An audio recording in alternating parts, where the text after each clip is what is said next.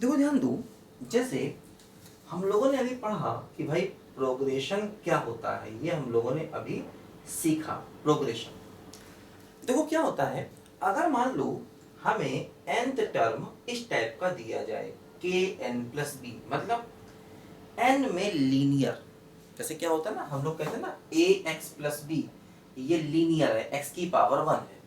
तो अगर हमें nth टर्म जो है वो n में लीनियर दिया जाए, देखो जैसे यहाँ पर हो गया an बराबर kn+b, देखो n की पावर 1 है, देखो ये लीनियर है, तो इसको हम कहते हैं अर्थमेटिक प्रोग्रेशन।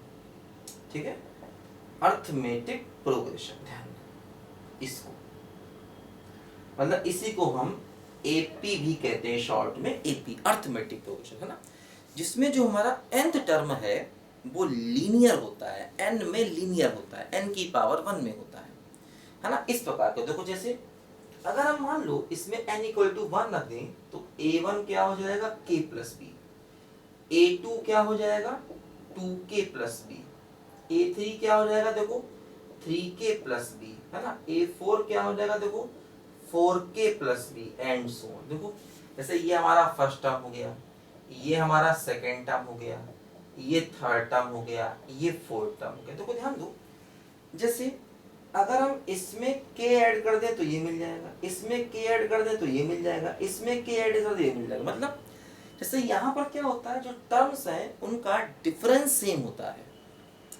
जैसे t2 में से t1 करोगे माइनस तब भी k मिलेगा, t3 में से t2 माइनस करोगे तब भी k मिलेगा, फिर भी k मिलेगा, है ना। तो यहाँ पर जो टर्म्स का डिफरेंस होता है वो सेम रहता है, तो इसलिए उसको हम कॉमन डिफरेंस कहते हैं ना। कॉमन डिफरेंस मतलब जो हमारा डिफरेंस है वो कॉमन है, इसलिए उसको हम कॉमन डिफरेंस कहते हैं, और इसको d से रिप्रेजेंट करते हैं कॉमन डिफरेंस को, है ना। देखो ये d जो है ये t2 माइनस t1 भी हो सकता है, ये t3 माइनस t2 भी हो सकता है, ये t4 माइनस t3 भी हो सकता है, कुछ भी हो सकता है ना। किसी भी टर्म में से पिछले टर्म को माइनस कर दोगे तो कॉमन डिफरेंस आ जाएगा। देखो जैसे कि मान लो हमने यहाँ पर एक सीक्वेंस दिया 1 4 7 10 13, देखो ध्यान दो। अब जैसे इसमें क्या हो रहा है कि इसका डिफरेंस 3 है, इसका भी 3, देखो यहाँ पर डिफरेंस कॉमन है, तो इसलिए ये एक एपी है। तो एपी की पहचान ऐसे भी कर सकते हैं कि पास पास के टर्म्स का डिफरेंस कॉमन होता है। तो देखो जैसे यहाँ पर डिफरेंस 3, ये डिफरेंस 3, ये डिफरेंस 3, ये डिफरेंस है ना, डिफरेंस कॉमन है, इसलिए हम कह सकते हैं कि ये एक एपी है।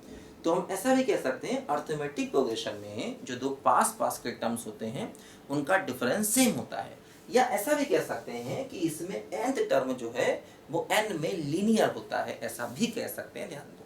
ठीक है, दोनों ही डेफिनेशन हम यहाँ पर बोल सकते हैं।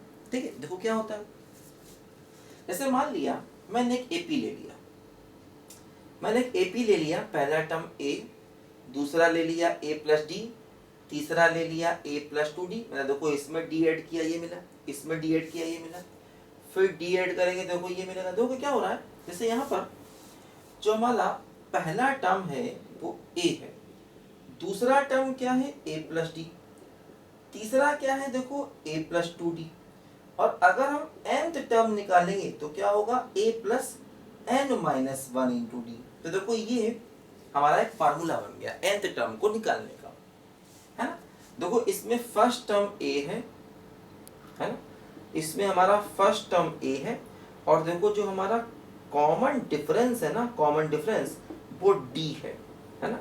तो अगर फर्स्ट टर्म a है, कॉमन डिफरेंस d है, तो nth टर्म हो गया a+n-1 × d।